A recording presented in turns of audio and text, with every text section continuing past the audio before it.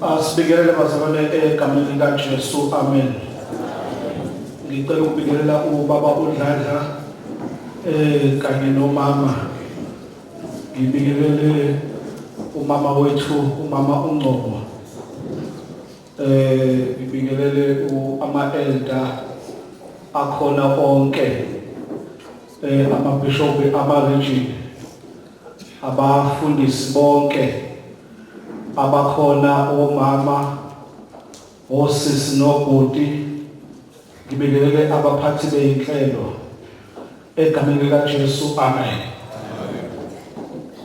Isifundo ke bazalwane singena kuso okuyephoqa ukuthi ofundayo aphathe iBhayibheli, aphathe nepeni lokubhala, ngoba ngiyayala leyo kuza nesikhali sonto nesontweni, ngoba awukwazi ukuzohleze ngisho awukwazi ukuzofunda kodwa ungayiphethe incwadi zalokufundiswa ngaye. Ngizocela nabazosifundela iBhayibheli, ngoba incwadi esizoyifunda ziningana impela nje, ukuze sicacise lento yePhasika ukuthi liyini, thina singena kanjani kulo, lisuka la lisuka khona. Mhlawumbe nje babe ngasondela babe noma babili ukuze sisheshe, ngoba basisheshe saqeda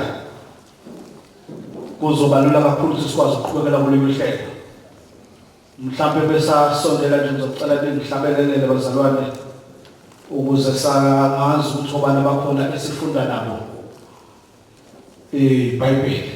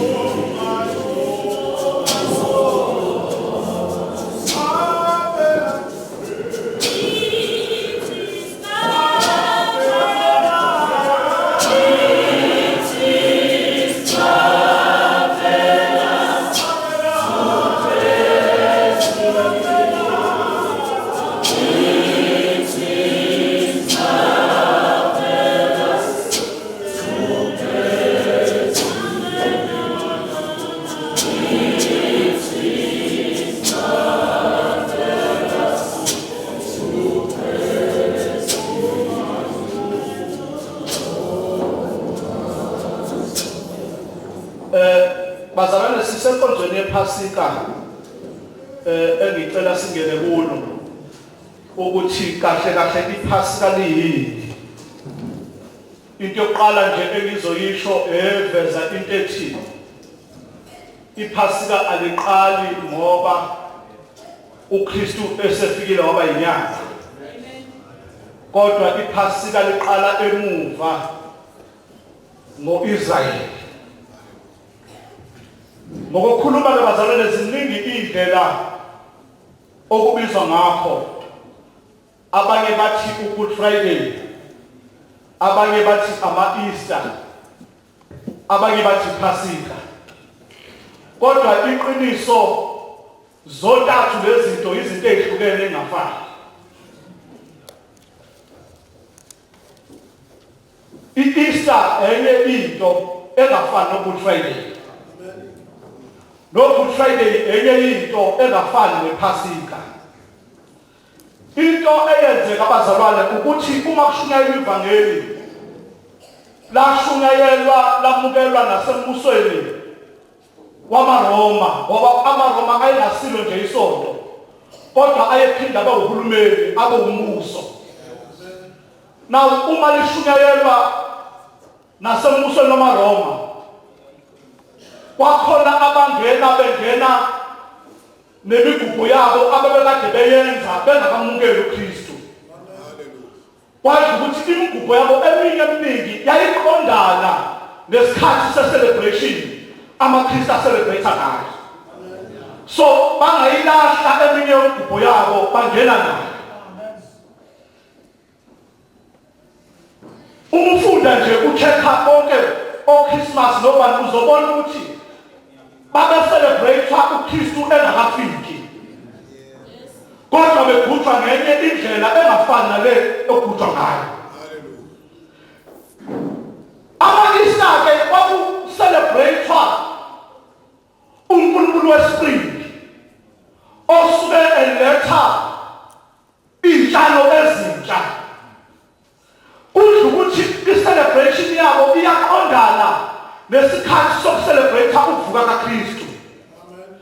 Uma sebemukela ivangeli basebenzisa into ekuthiwa i-Easter Sunday, sebeyinikisa enkolweni yobuKristu la kucelebrate khona ukuvuka kaKristu. Kodwa ekubeni into yama-Easter yayikhona vele uKristu engakafi. So ama-Easter nje ngokwama-pagans ayecelebrate ngeSunday. Okusho ukuthi awukwazi ukuthi ema-Easter uwaqale ngoLwesine noma ngoLwesihlanu ngoba ama-Easter waSunday kuphela ukucelebrate ukuvuka kwakhe. Babekade beyibiza ngento ekuthiwa i-Holy Week. Oqala day 1 kube yinto ebizwa ngolimi lamanje lesiZulu okuthi inkonzo yamasonto, i-Palm Sunday. Babeqala ngayo from day 1. Then uma kuziwa ku-day 2 bese bethi i-Holy Monday. Izongena ku-Thursday. I-Thursday kwakuba i-Lord's Supper because kwakuba yinto yeviki ethatha 8 days. Kube i-Lord's Supper on Thursday. Bese kwa-Friday bese kuthiwa i-Good Friday eyayiba on Friday. Then on Saturday kube ukumbelwa kukaKristu. Then Sunday bese bayi-Easter. Kodwa eqinisweni lakhona lezi zinto azingeni enkolweni yobuKristu. Into thina esinayo ilento ekuthiwa yiPasika. Akabonga uNkulunkulu. Nyazi ngobona ukujwayelekile. Into esinayo thina ilento abathi iPasika. Ngoba iPasika into eqale uma kuzokhishwa kuIsrael eGibhithe. Elithi iBhayibheli uma sabuza inhlupheko yeshumi uthi uNkulunkulu tshela uIsrael ukuthi ngizobhubhisa onke amazibulo aseGibhithe. Kodwa-ke uIsrael akenza into eyodwa akayithatheli ibundu kube elendlu. Bese leli bundu uma beqeda ukulihlaba bathatha igazi baligcobe emakhothameni onke emnyama ukuze uma ngifika ngokubhubhisa uma ngibona igazi ngizodlula. Ngicela sivule u-Exodus chapter 12 ukuze sidlule kahle.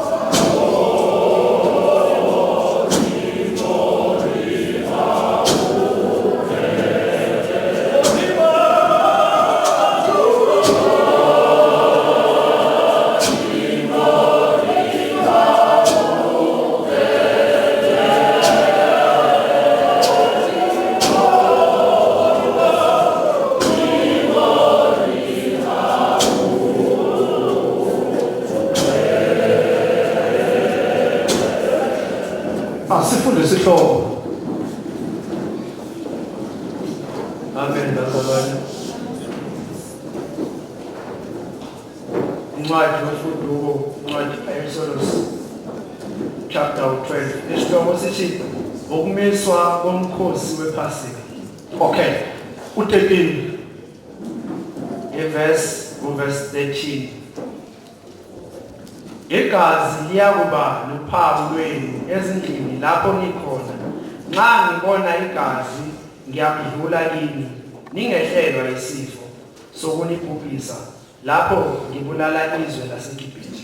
Omunye angafunda nge-translation noma yiphi nje yesilungu.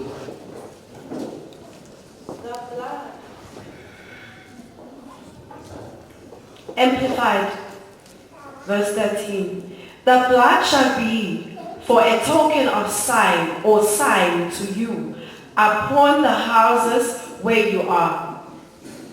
When I see the blood, I will pass over you, and no plague shall be upon you to destroy you when I smite the land of Egypt.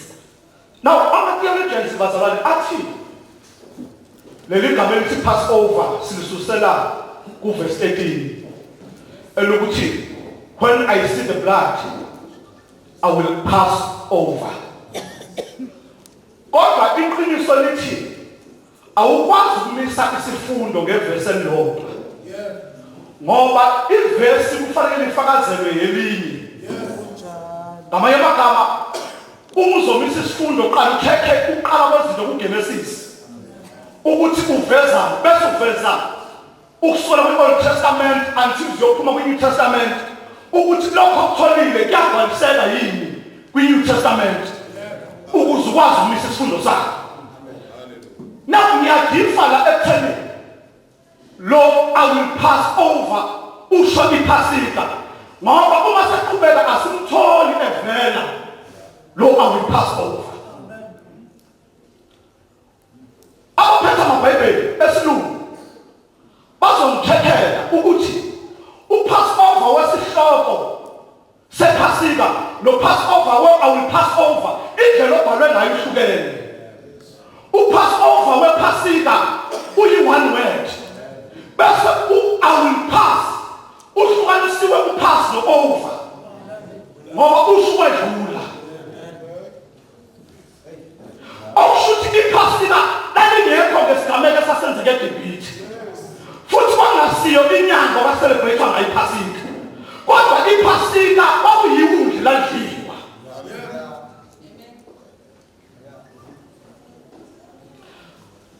Ngokomthetho the original translation nayo ayisho ukuthi I will pass over kodwa iveza inethi I will protect you.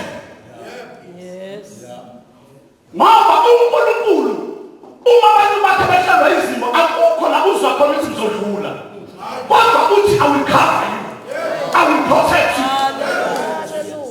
Ngoba akadluli uNkulunkulu ashiyo wakhe esimeni kodwa uma lebingakho umzozwa athobhala isandla sikaJehova sasiphezu kwami omunye athi ungizungazile ngemuva nangaphambili ngoba esimeni uNkulunkulu uba khona akuvikele. So the original translation is I will protect you.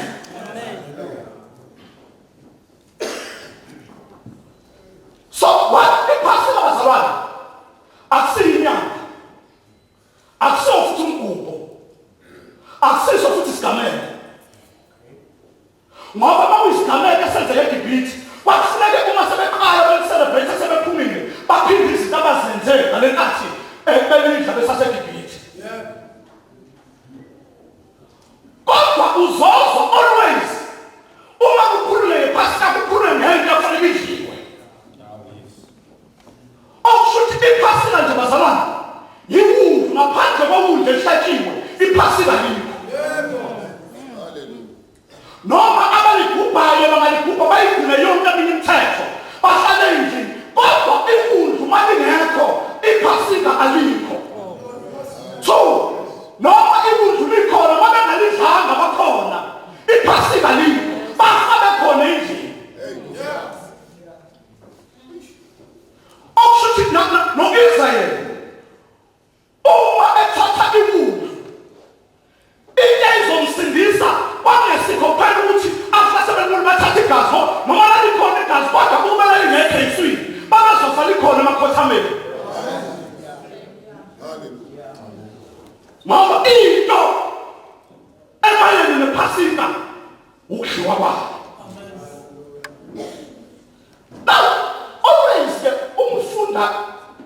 ivesi alimkhombe uKristu noma ngathiwa ulifunda kuGenesis noma kuExodus kodwa akaveli uKristu eyibhalisa into kwiNew Testament. Lithi iBhayibheli lizothatha ihisopi bese libheka igazi emakhothameni omnyaka la sombisi bavela isiphambano uma bheka igazi ngoba lithi iBhayibheli ama-frame uyayazi ukuthi iframe yomnyango iba ngapha aphinde bengapha esayidini labhekwa lazobhekwa nasemasayidini kwavela isiphambano esibasindisayo kodwa sifihlile. Hallelujah. Basathi iBhayibheli niyothatha iwulu bese niyalihlaba nilidle. Uyedwa umuntu ovelayo owaba nefavor yokudla iwulu engasiwa waseGibhithe undodakazi kaFaro. Ngalekathi efihla uMoses wathi oma embusweni wakubo kanti uzomukelwa baseGosheni. Ngalekathi bamukela bathi angasiwa waseGibhithe ongasiyekhala womIsrayeli kwathi ukuthi into esindisa umuntu iwulu bayamshelela nabehendu baseGosheni. Wadla iwulu engasiyo umIsrayeli sizomthola amakhizi esevela ekhambeni no-Israyeli ngoba into esindisa abantu ulidlula. Ngamanye amagama iphasika bazalwane lingento ethi siyadla. Okushuthi uma usuka ekhaya ugibela ibhasi uza la uhamba ungadlanga uze kwi-event yeTrone awuzange phasikeni ngoba iphasika kuyadliwa.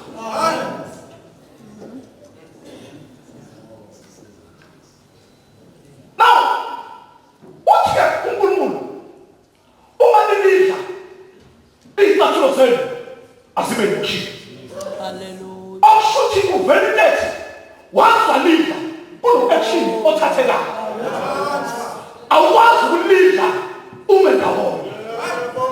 Banjani abazodla abadlayo abazofika bakuthatha ekubheka itafula yadliwa uma efike ekade ezonda abantu wakade walidla athi bayibuyele ekhaya eza umthwalo wokuzonda ngoba noma sakubona ngudla kodwa imphetho yokudla yabonakala mawuhamba.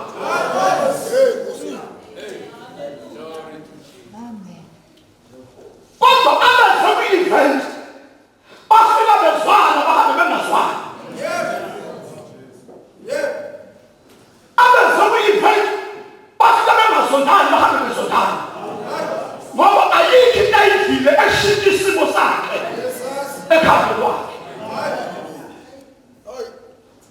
So ungathi usephasikeni kodwa uzazi uzawudlala. Hayi bazalwane uyenzeka ezumuntu epulpita ashumayele kodwa engadli ahlakelele kodwa engadli athandaze kodwa engadli afakaze kodwa engadli ngoba ukudla akusho ukuthi wenza lezi zinto esizenzayo kodwa ukudla ukuthi basebheka itafula uqonda nokudla kwakho. Hallelujah. Ngasesike iBhayibheli bazalwane uma sebephuma athi uNkulunkulu ngenyanga yokuqala osukwini lwe-15 nizokwenza umkhosi wephasika. Angiphinde bazalwane nizokwenza ini bazalwane? Umkhosi wephasika. Amanye amagama iphasika akusiyo umkhosi kodwa umkhosi ungena ephasikeni ngoba uba khona ngoba kukhona iphasika noma ngithi uba khona ngoba kukhona iwulu ikudla imali ngekho umkhosi akukho okushuthi nabahamba beyohlanganyela ngebhithi ethize ngalolu suku abenze sure ukuthi ukudla khona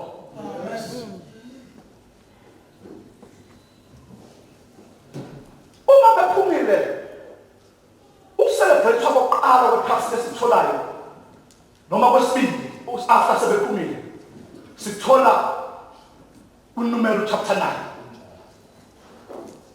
elithi Bible sebenikezwa ke umyalo wokulidla bengasekho eGibhithe ngoba ukulidla beseGibhithe nokulidla bengasekho akufani amphinde bazalwane ukulidla usasethunjweni nokulidla sewukhululiwe akufani Yebo. lethe iBhayibheli uma belidla uyobanda ikudla njengoba ukushiwo bese lithi ke ongazange adle kodwa eyingxenye kaIsrayeli kufanele anqunywe kwaIsrayeli angabe wesuse anqunywe ukuthi akajama uyayibona ukuthi uNkulunkulu uthatha kanani ephasini bese ibhayibheli iBhayibheli ube nje omelizwa abaqoqa abahleki lapha bebezoyizwa kahle lento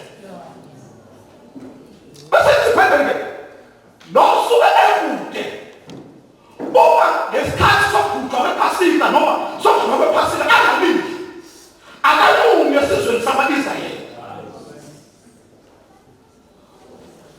noma ngabe ukhona lidliwa kodwa ungadlanga wonqume esizweni sama-Israyeli ngoba akusiko ukuthi ukhona ukuthi uyadlile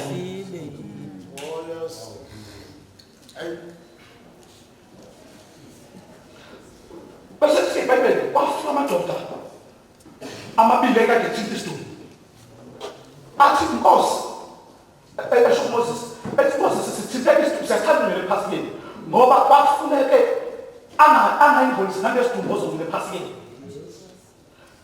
no angiqale ngiveze into ethi kulo 15 days ngoba kwakudliwa isimo esinanamvubelo ngosuku ka-15 kodwa lona iphasika lalidliwa ngosuku ka-14 ngoba kwakufana noma lidliwa kungasi kusakhona ingakho uzozwa iBhayibheli lithi uma kukhona elisalayo ngeke abancane kwenu alithathe lishiswe ngoba akufuneke kulise lisakhona I'm sure abaye emazwini awu-7 sebeyayiqonda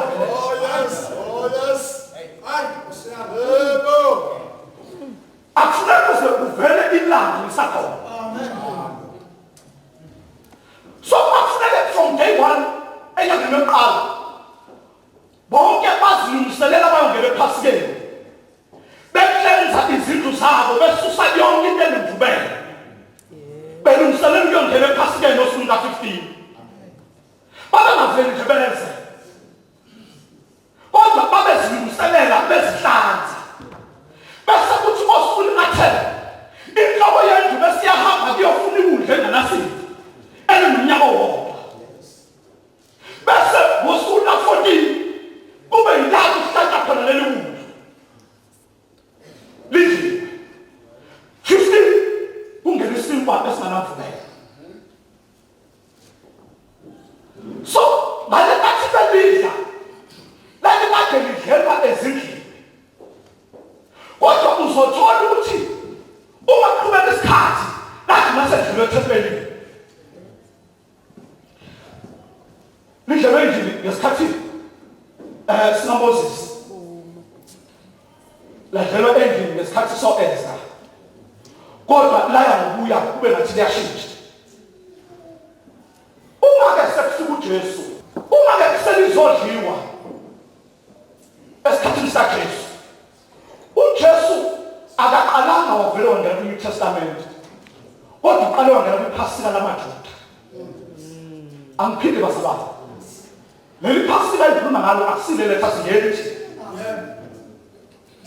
ngoba noma uthanda ukulidla ongakwazi ukulidla ngoba umJuda nomIsrayeli so njengoba lalidliwa ngalendlela ladliwa ngayo lalidliwa ngamaJuda kuphela nolidla engasiyo umJuda kwakufanele ukuthi woyileku umaJuda kodwa before alidle aqale asokwe angene esivumelwaneni before angene endlini phasika okushuthi thina nje lalisikipha ngaphandle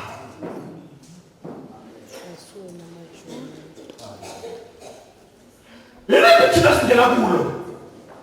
Yilapho introduce uKristu mayefika. Ngoba wathi uma efika yave iBhayibheli ukuthi ngale mathi efika kuthengiswa ethempelini edonsa icanvas bakade kuzoba umkhosi wePhasika. Bese sithi iBhayibheli omabakhe babekade benyuka njalo bemkhosi lapha bekhumbula esala kade kubuye eJerusalem bakade kumkhosi wePhasika. Okusho ukuthi uJesu ungenile kwi-Old Testament before angene ezulwini lesekusha.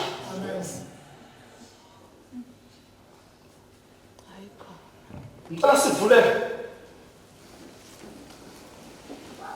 incwadi kaJohn sivele sijonge bazalwane. John chapter 6 verse 31.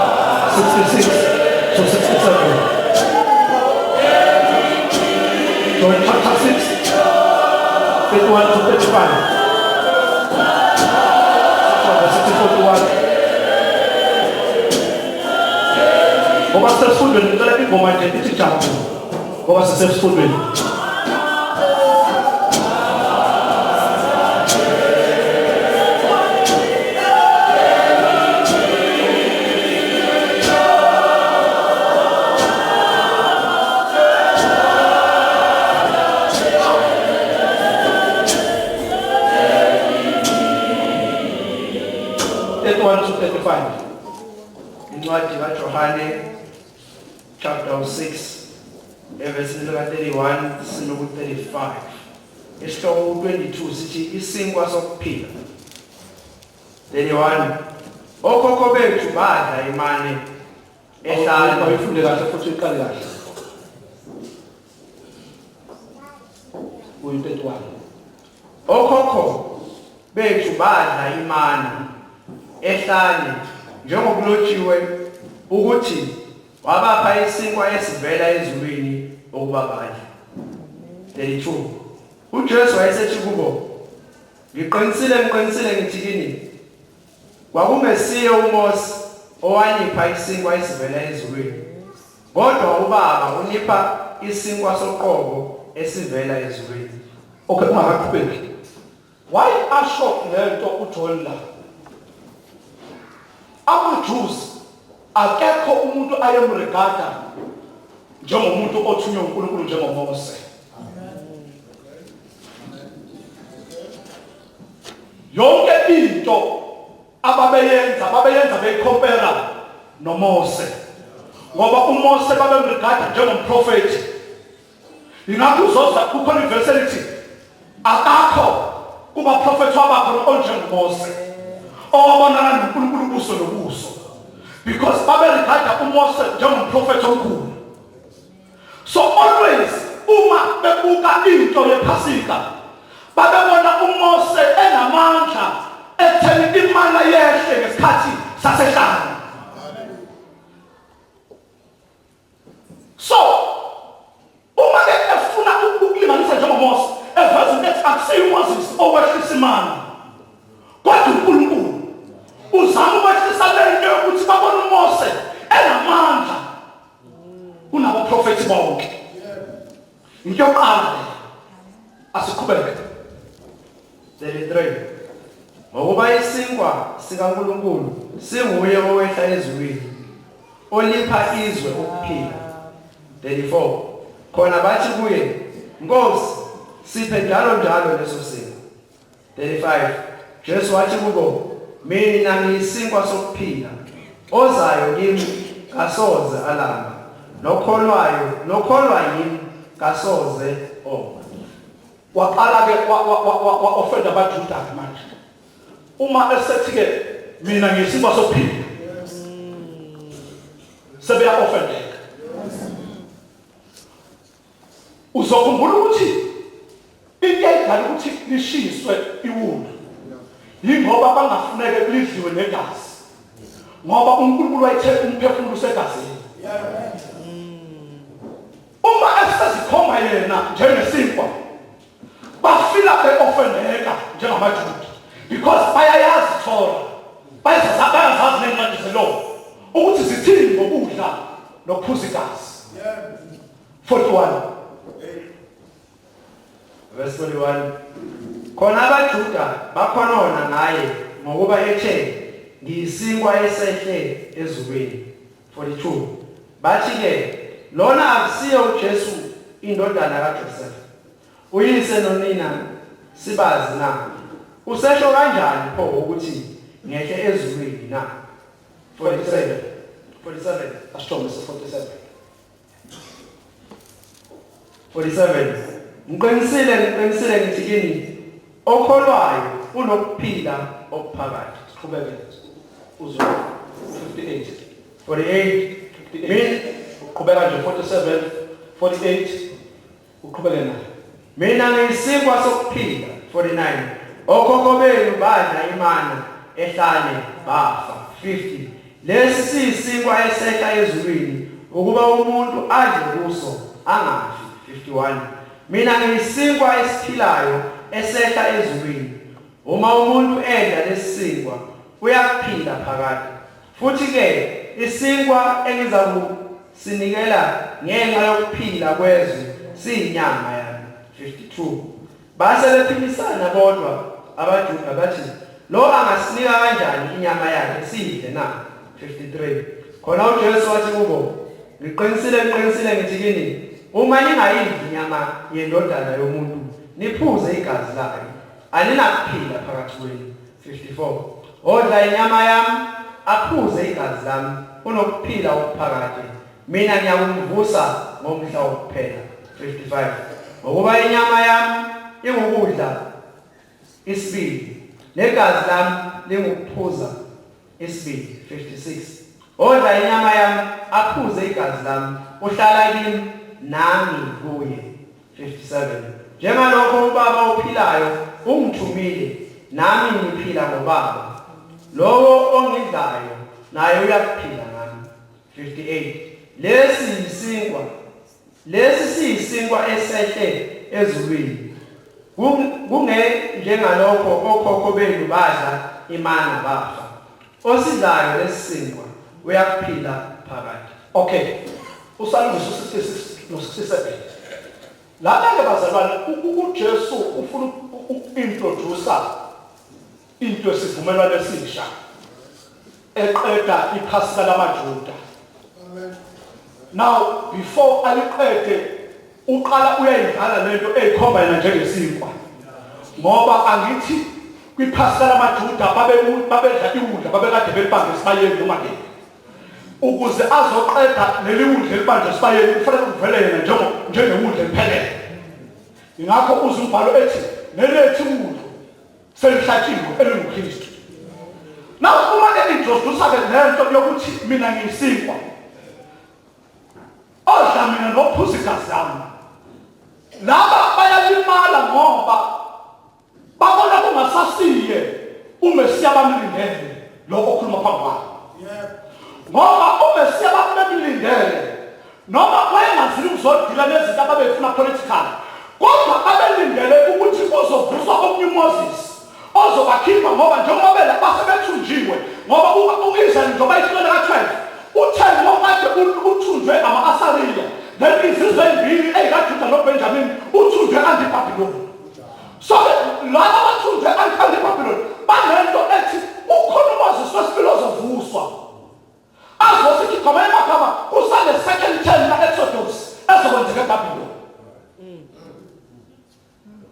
Ngoba ngale nkathi bafunda incwadi ze-law bayithola incwadi ethi ngizonivusela uprofethi onjengani. Ngamanye amagama uma besho lokho uMoses esholo ukuthi uNkulunkulu usho njalo ethi ngizonivusela uprofethi onje, ngoba uMoses mayesho uthi uNkulunkulu uthe uzonivusela uprofethi onjengani. Abasethi-ke uma eli-adressa esisho uNkulunkulu athi cha uNkulunkulu uzomvusela uprofethi onjengani. Lengakithi-ke bake bayisondeze kubaba lo olengakithi bathi anikwazi ukuyokhonza umlungu kube kunendoda emnyama emiselwa amazulu, kanti wayengasho ukuthi onjengani, kodwa wayesho uMoses othi onjengani. Now uma bebamba lento bona babamba into ethi okusho ukuthi kusazovusa omunye uMoses ozozokhipha. Ngamanye amagama useziphathuwe eSodom. Bona nje into abayilindele balindele ukuthi uMesiya ozoza akenze njengoba kwenzeka eGibhithe. And two, sizombona ngoba izinto ezenzeka uMoses ehlane kwehlumana naye wayehlisi. Avela uJesu okhokho benu badlumane ehlane bafa athi-ke mina ngiyisinkwa esehlezulwini. Amagama lemana kaMoses elilizele sekhona okuphelele njengesinkwa.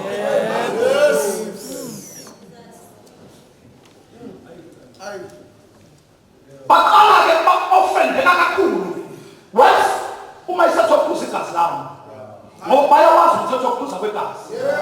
Utholakala ephuza igazi uyabulawa nokubulawa. 66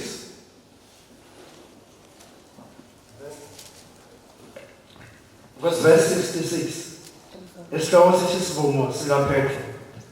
Emva kwalokho abaningi babafundi bakhe babuyele emuva ababe besahamba naye. 67 Ngakho uJesu wathi kwabayishumi nambili, nani niyathanda ukumuka na? Uzokhumbula ukuthi akusiyo u-12 kuphela ofunda ukhona. Kwakhona no-7. Now lo 7 uma isezwa into ethi mina ngiyisinkwa ovela tha isilandela umuntu orongi. Osiphuza igazi. Bavele bahamba. Uma behamba laba bawu-7 wathela laba bawu-12 wathi nani niyafuna ukuhamba.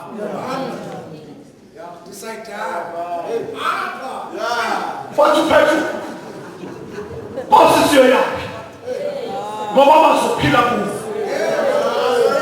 Lento ethi posisiyo yakhe ngoba bazophila kuwo ithi noma sayi-understand into eyishoyo, kodwa into eyenza silandele ukuthi ishiwo nguwe.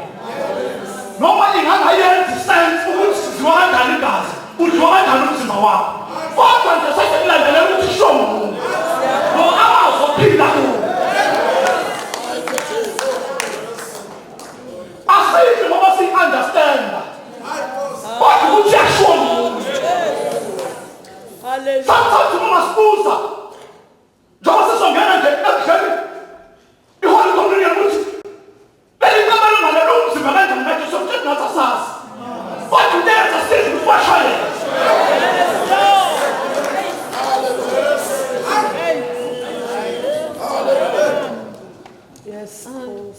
Impela kuyenzisana ukuthi amanzi lawa aphuzwayo abomvu ayikazi kanjani kaJesu ethe ngosito sizokuthatha sazi nathi, kodwa yini into esiyi-understand kubashayela. Into eyenza singene kuso ukuthi amanzi aphila kuye asekushilo siyakhona asikhwashini kodwa senza njengokusho.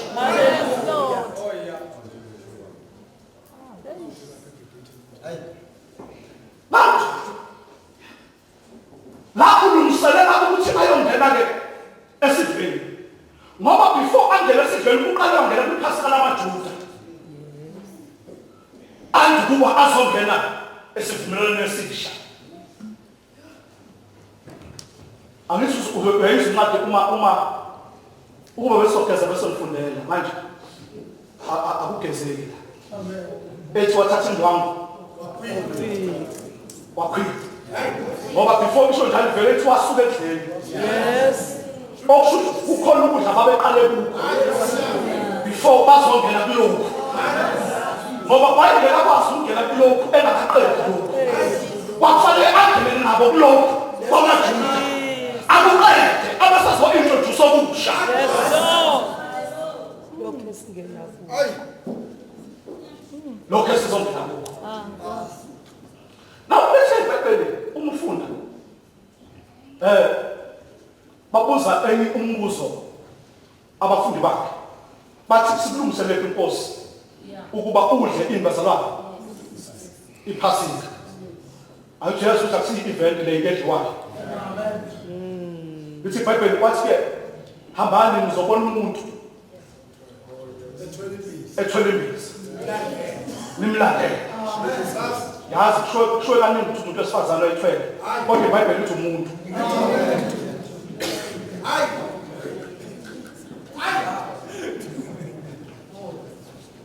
Basalithi nizohamba niyomlungisela khona. Iphasika.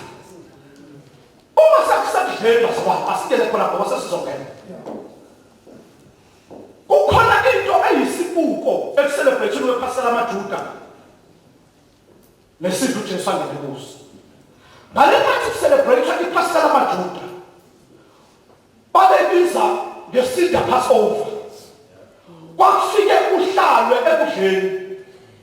Uma kuhleli ekudleni bese kuba nendodana ezobuza ukuthi why lobusuku buhluke nobunye ubusuku. Ngalekhathi ubuza lokho ubaba okuyinhloko abeseyakhaza. Ekuthudweni kwethe ibhithi. Isandla sikaNkulunkulu sasivikela kanye namazibulo ethu. So that nabazalwayo bayiqonde into yokuthi silala eKhanani kodwa kukhona la sakhishwa khona.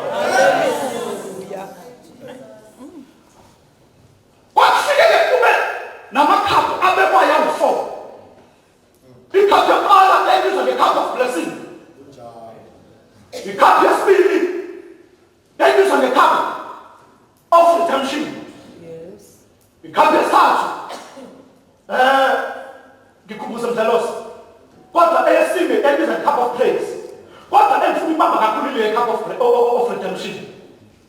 I-cup of redemption, i-cup of blessing kwaqala ngayo qala. Uma kungenwe esifeni noma ephaseni lamaJuda. Iphuzwe. Then bese nale cup yesibili eyisho ukukhishwa nokhululo. Le ubaba ayisekhaza ngayo ukwenzakala eGibhithe. Yes. Bese kungena kule cup of redemption. I-cup of redemption engaphuzwa umuntu. Ngoba babeyibiza nge-cup of Elijah eyayikade imbimesayo uzofika. Ukuthi uyena yedwa ozoba namandla okuyithinta. Yona yayifika ibele ungathinta aphuzwe amathathu lawo. Now uma sekungenwa esidlweni abafunda umsho bathuka uJesu ethatha the cup of redemption. Bafuna leli gazi lami elithulwa ngenxa yabaningi. Esivumelwaneni esisha. Ngamanye amagama usefikile lo emamenyezelwe esivumelwaneni esidala. Lekha elingaphuzwa kuyingena usekhona. Hallelujah. Indebe yokuhlela. Ngamanye amagama sekufika ukukhalela. Anisangeni yabona lethi ngena yabaningi. Wavele bangena nathi. Lo yabaningi bangena nokhumana. Bengasoma Juda. Hallelujah. Bangena noJuda bengasoma Juda. Sangena sinasizwa lo ngena abaningi. Sabele sazongena. Ithi iBhayibheli usiyasho uJesu uthi dlani lokho ngoba kumumzimba wakhe. Ngeke ngithi uNtulu uJesu wayengaba lawo amandla ukuthi ngizondlisa ukudla kamoya. Kodwa basho uJesu wathatha isinko wahlephula Yeah. wathi dlane lokho ngoba umzimba wami waphinde wazothi phuzane lokho ngoba uyigazi na abesethi wenzeni sikhathi sonke ukuze ningiphume Hallelujah. umuntu behluka nje thina onesizibona sesikuso ngoba iNew Testament iqale la esiveni yaqiniswa siphambanweni ngoba isivumelano nesivumelano sokuNkulunkulu wenze isivumelano noAbraham verbal wayesasiqinisa esesiqinisa ngegazi so nalesi saqala isivumelano lesisaqiniswa siphambanweni iPascha lamaJuda laliselebratewa once a year annually ngenyanga kaNisan kodwa elethi Pasika asidingi uApril ukuze so celebrate asidingi uMarch ukuze so celebrate Yes, Lord. kodwa njalo masihlangana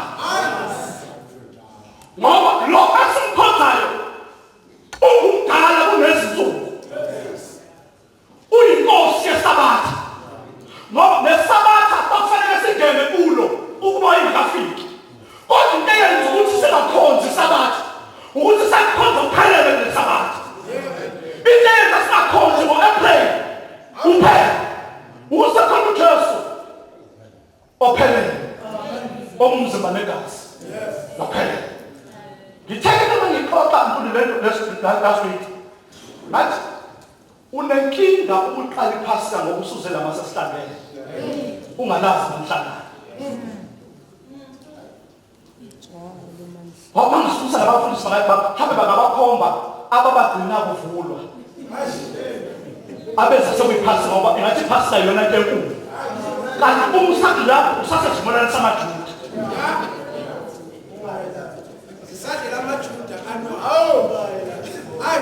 kodwa leli esingene kulo bazalwane likaKristu iPascha ukuthi njalo masihlangana udliwe sihlangane nabo-Small Street Ntuli silahlukani sinadlala bakuyinkinga nomfundisi oqala ukudla ngoba usuphambi kwabantu esontweni kodwa ungadli makuhlangana Small Street.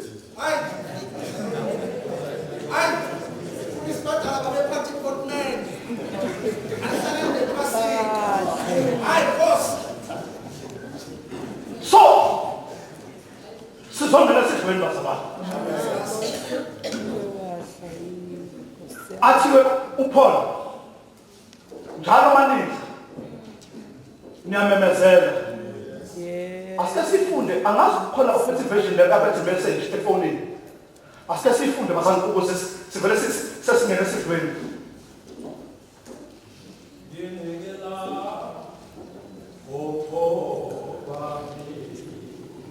First Corinthians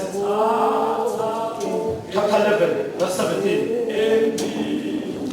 another version about the message efonini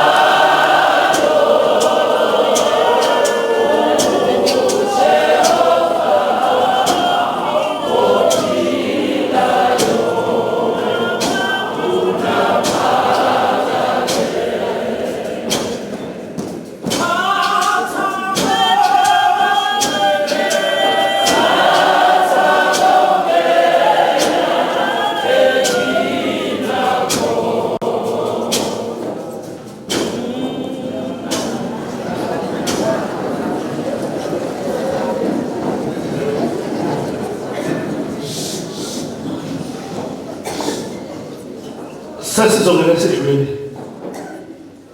17. Verse 17. Regarding this next item, I'm not at all pleased.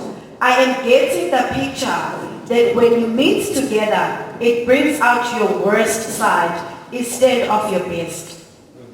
Yo. Injalo. Uthi into engixakayo ukuthi njalo manihlangana endleleni kuvela iside leli worse kunaleli best. La angithatha ukuthi uJesu ufike wathi kwenzeni lokho before after. Uthole izenzo chapter 2 elithi bahlanganyela empeni zonke ekuhlefuleni isinzi. Uqhubeke nalo uyazi ukuthi sadlula iphasika. Aliphelanga ngoJesu. La uzolicorrecta eKorinte emadlini. Ngoba enye indawo yayinkinga ngeKorinte. Ngenxa yokuthi mayiqamba isonto eKorinte iyalazi iKorinte.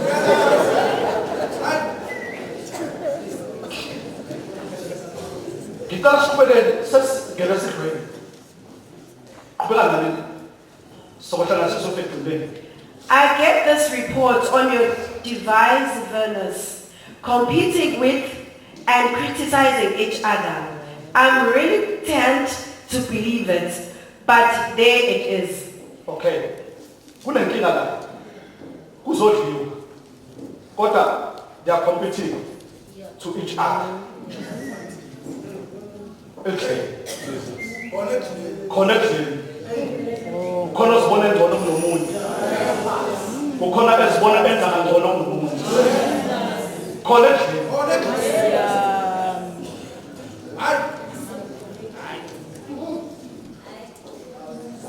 I see.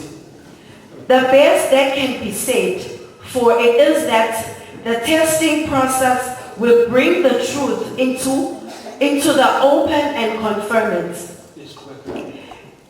And then I find that you bring your divisions to worship. You come together and instead of eating the Lord's Supper, you bring in a lot of food from the outside and make pigs of yourselves. Anything I get on la ukuthi babe kade behlanganisa iLord's Supper nokudla okuhlatshelwe ithombe. Each and every time uma kunemgubho la kudliwa khona bese bezokumixa iLord's Supper. Ufuna ukukhuza leyo nto. Uphole. Ukuthi awukwazi ukumixa ukudla kwamadimoni nokudla kwenkosi.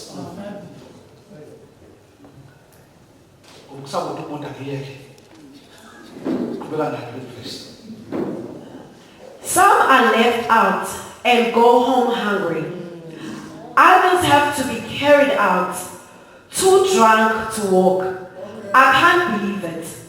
Don't you have your own homes to eat and drink in? Why would you stop to desecrating God's church? Why would you actually shame God's poor? I never would have believed you would stop this, and I'm not going to stand by and say nothing. Now, every talk yenzeka la. Angithi kwakukhona ababasuke nemali. Uma kudliwa bathi qala kugcine laba abayicashalana. Ngokolunye uzosakala kahle. Laba abanye bafike ukudla sekuphelile. Okudliwayo. Ukuze ukuthi alinazo izinto emakhaya eningadla kuzo ukudla lokwenidla akakasho usasho lokho abakudla bahlanganisayo okuhlatshelwa amadimoni alinazo izinto la ningadla khona ngoba kwaba nenkinga ukuthi abangcono babehlala bodwa bedla bodwa bese kuthi abanye-ke bangene ngasekugcineni ingakho masidla sizodla sonke la ngekhaya. Mhlawumbe seyoshoda izitsha bayisiphele kuwe hayi ngoba sishile kuphele sona kodwa sizodla sonke la ngekhaya. Asiqedele sasiqede elasekugcineni bese siyadla. Let me go over with you again exactly what goes in the Lord's Supper. and why it is so centrally important. I received my instructions from the Master himself and passed them on to you. The Master, Jesus, on the night of his betrayal, took bread, having given thanks, he broke it and said, "This is my body, broken for you. Do this to remember me." Now, we are showing no ngakongele nkosini. Uyakhumbula ukuthi uPaul wayengekho ohambeni kaKristu. Kodwa uzwakala ethi ngathola instruction from my master uJesu. Wosimakhashelwa ngalo. Elithi iBhayibheli wahle kulisini. Ngoba enye into ezokwenza imini ekudleni. Sicele umfundisi ukhuluma ukuthi asenzele isinkwa. Hayi Nkosi. Ukuze uma esihlukanisa asihlephule from Jesus. entweni eyodwa. Ngoba uma siza sekwamaqebelengwana uza umzimba ohlukene. Kodwa masihleshula from one yenza imini yokuthi umzimba owodwa kaKristu owahleshulelwa thina sonke. Hayi Nkosi. Hayi. Hallelujah. Mhlawumbe ngakubeka sana uma singageza ngazi ukukhona befuna ukugeza. Amen. uJesu uke ungakaqedeli uke wabuza abafundi ukuthi Nkosi ubani omkhulu kithi? Ngoba babe naleyo nto ukuthi nabo bebodwa bafuna ukukhompetha bodwa umsebenzi weNkosi. Bafuna uJesu bekhona mrekadayo ukuthi lo nguyena omkhulu kunabanye. Lithi iBhayibheli uJesu donke umntwana. Uthi ufuna omkhulu akafana nomntwana. Amen. Yes. Now ukuze ayenze lento kwafuneka azoyenza sebehleze endlini. Ngoba ngokwamaJuda uma nizodla lo elisweni zodla kuye ukhipha isiqashalela sakhe intenge lutho ihlale nasemnyango ilinde ukungeza inyawo manizodla. Ngoba ukugeza inyawo bangenziwa umuntu ongcono. Kodwa bakwenziwa intenge lutho. Loyo abeseke ehlala ngasemnyango aligeze menzohlala ekheli. Noma ngathi ifathole nifakele noma nifakanga. Kodwa baku iprocess yamaJuda before uye etafuleni uyageza. uJesu usazobamba ikonje kwehla. Ukuthi nina njengoba nibambisana nodwa bamkhulu.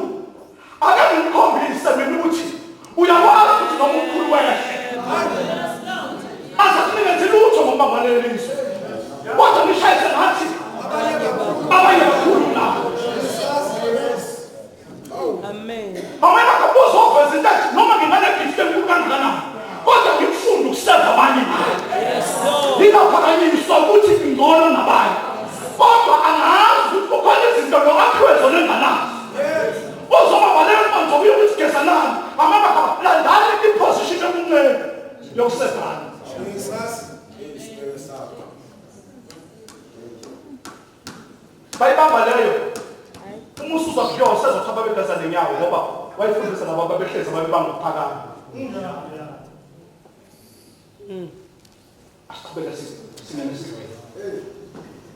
After supper, he did the same thing with the cup. This cup is my blood, my new covenant with you. Each time you drink this cup, remember me. What you must solemnly realize is that every time you eat this bread and every time you drink this cup, you reenact in your words and actions the death of the Master. You will be drawn back to his meal again and again. Yes, Lord. Until the Master returns. You must never let familiarity breed contempt. Anyone who eats the bread or drinks the cup of the Master irreverently is like part of the crowd that jeers and spits on him at his death. Is that the kind of remembrance you want to be part of? Examine your motives. Test your hearts. Come to this meal in a holy hour. Okay. Examine your heart. Alisho sungani. Kodwa lithi examine your heart. Amanye amagama before sithi ithuba lokuthi Nkosi angikho ngcono. Yeah. Angikho ngcwele. Kodwa ngifisa ukwenza. Nkosi yami.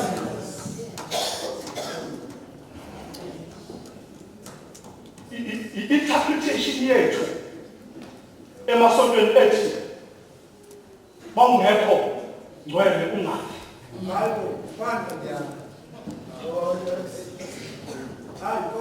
Kodwa lithi examine your heart. Ngoba nokudla kungakwenza ube ngcwele. Hallelujah. Mighty Jesus. Okusho ongadli oyidecide-elayo ukuthi angike esivumelwaneni esisha. Ngisangaphandle. Hawu Nkosi. Akanavinjwa ukuthi uba kodwa examine your heart. Amabhishophu namasenior pastors eze ngaphambili.